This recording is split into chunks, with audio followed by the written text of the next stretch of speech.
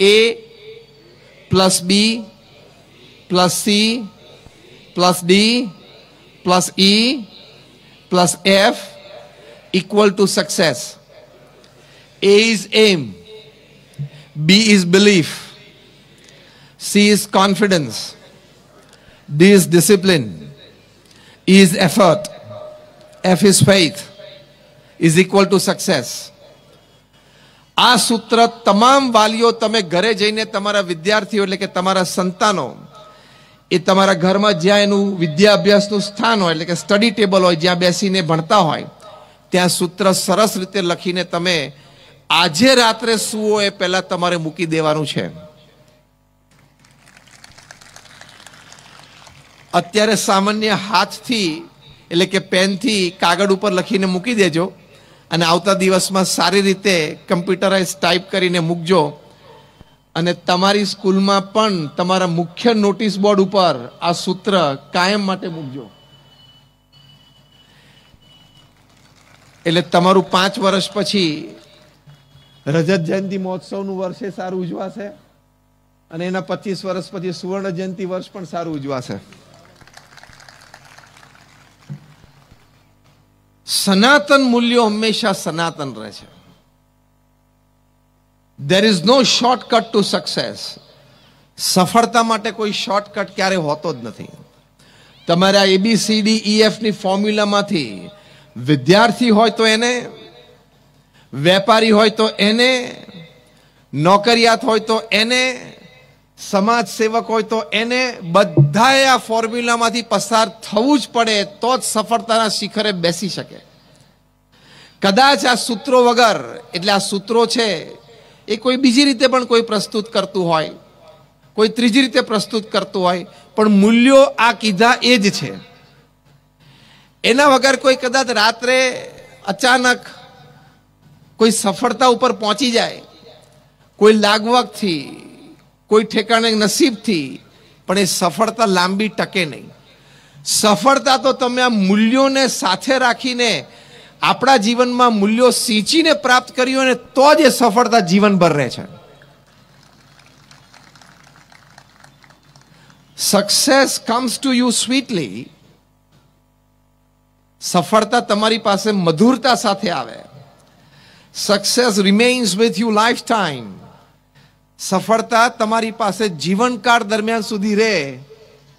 એની પાછળની એક જ વાત કે એની પાછળનું એક જ રહસ્ય કે એની પાછળનો એક જ સિદ્ધાંત છે કે તમે મૂલ્યનિષ્ઠ સફળતા પ્રાપ્ત કરી હોય તો જ. મૂલ્યનિષ્ઠ સફળતા વગર પૂર્ણ સફળતા, સફળતામાં સાતત્ય એ શક્ય જ નથી. It is impossible. એમાં અત્યારે 21મી સદીમાં સખત પરસ્પર સ્પર્ધાના જમાનામાં એ મૂલ્યનિષ્ઠ સફળતા વગર એ સફળતા હંમેશા અસ્થાયી છે.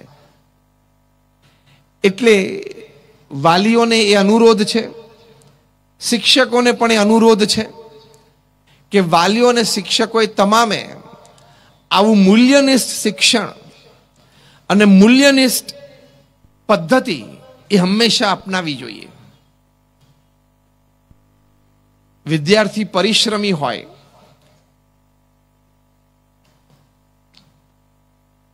જે સી ફોર કોન્ફિડન્સની મેં વાત કરી ને, એક સરસ પ્રસંગ તમને કહું.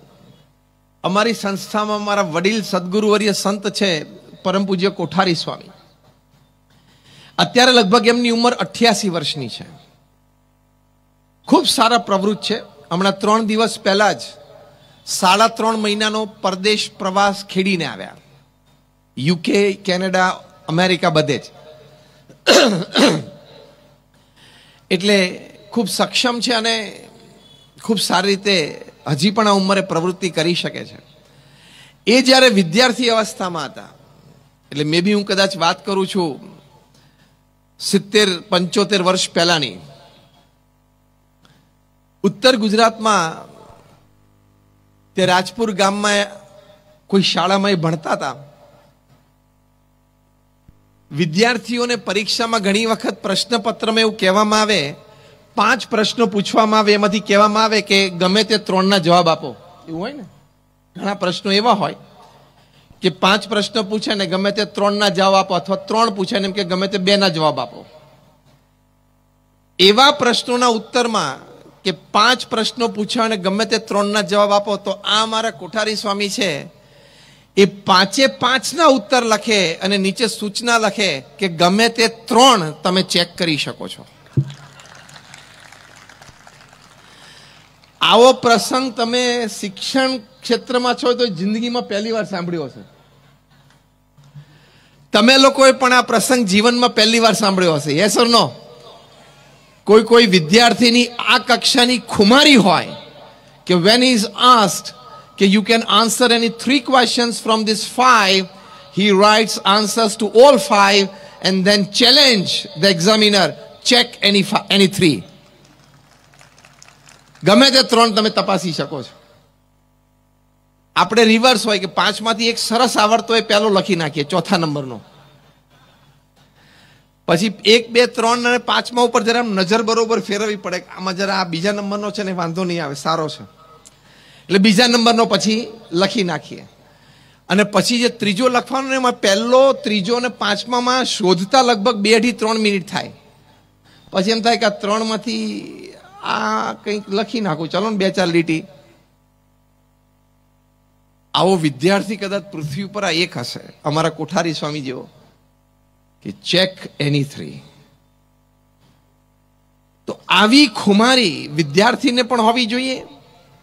શિક્ષકોને આ પ્રસંગ ઉપરથી જે મારે ઉપદેશ આપવો છે, માર્ગદર્શન આપવું છે, એ છે કે તમે શિક્ષક તરીકે, કારણ કે હું તો લગભગ મે બી more than 500 such education seminars અથવા તો શૈક્ષણિક સંસ્થાઓના નાના મોટા કાર્યક્રમમાં જવાનું નસીબ મને પ્રાપ્ત થયું છે અને શિક્ષકો સાથે વાર્તાલાપ કર્યો છે.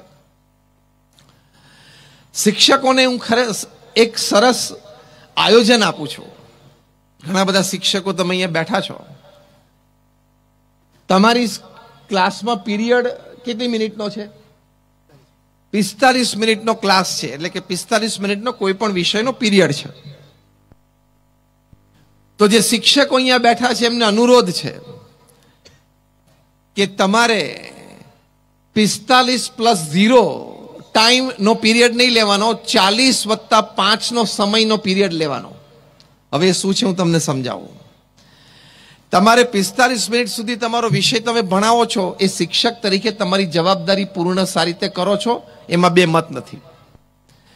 પણ તમારે જ્યારે વિદ્યાર્થીનો વિકાસ કરવો છે ત્યારે તમારે 45 મિનિટ નહીં, 40+5નો પીરિયડ રાખવાનો. 40 મિનિટ તમારે તમારો વિષય ભણાવવાનો અને પછી છેલ્લી 5 મિનિટ આવી પ્રેરણાદાયી વાતો કરવાની. તમે સરદાર વલ્લભભાઈ પટેલના જીવનનો કોઈ પ્રસંગ વિદ્યાર્થીને કહી શકો. તમે લાલ બહાદુર શાસ્ત્રીના જીવનનો કોઈ એવો અદ્ભુત પ્રસંગ કહી શકો. તમે ડોક્ટર એપીજે અબ્દુલ કલામ સાહેબના જીવનનો કોઈ એવો પ્રસંગ કહી શકો. તમે પ્રમુખ સ્વામી મહારાજના જીવનનો કોઈ પ્રસંગ કહી શકો. તમે પરદેશની ધરતી ઉપર પણ થયેલા આવા મહાપુરુષો નેલ્સન મંડેલા, એમના જીવનનો કોઈ પ્રસંગ કહી શકો. તમે અબ્રાહમ લિંકન કે માર્ટિન લુથર કિંગ, એમના જીવનનો પણ કોઈ પ્રસંગ કહી શકો. અરે તમે ભગવાન કૃષ્ણ, અર્જુન, એમના જીવનનો પ્રસંગ કહી શકો. તમે સચિન તેંડુલકરના જીવનનો પણ પ્રસંગ કહી શકો. કે જે તે વ્યક્તિએ પોતાના કાર્યક્ષેત્રમાં સમાજ સેવા હોય, દેશ સેવા હોય, વિજ્ઞાનનું ક્ષેત્ર હોય, કલામ સાહેબનું, ડોક્ટર વિક્રમ સારાભાઈ, તમને જીવનના કેટલા અદ્ભુત પ્રસંગો કહી શકો. આ નાના બાળ માનસમાં નાનપણથી આવા બીજો રોપાઈ જાય, એને એક દ્રષ્ટિ ખીલે. એને એમ થાય કે આ બધા મહાપુરુષો એક સમયે મારી જેટલી જ ઉંમરના હતા, મારી જેમ જ શાળામાં જતા હતા, મારી જેમ જ બધા વિદ્યાર્થીઓને સાથે બેસીને ભણતા હતા. તમે ડોક્ટર વિક્રમ સારાભાઈનું જીવન ચરિત્ર વાંચ્યું. પહેલા તો શિક્ષકોને અનુરોધ કે આવું કંઈક વાંચવું જોઈએ. તાલી પાડીએ ખાલી વાલીઓ છે, શિક્ષકો નહીં હોય.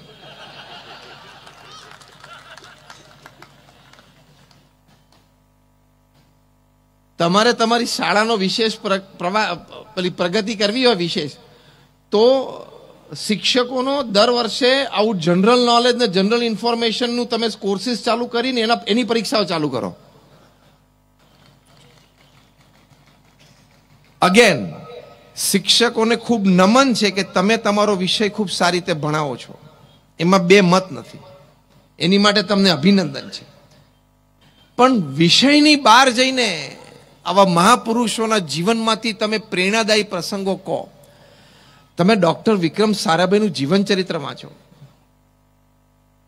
આજે IIM અમદાવાદ આ વિશ્વ કક્ષાની મેનેજમેન્ટ ઇન્સ્ટિટ્યૂટની ભેટ આપનાર Vikram Sarabhai, ISRO Indian space research organisation Ahmedabad એની ભેટ આપનાર ડોક્ટર વિક્રમ સારાભાઈ,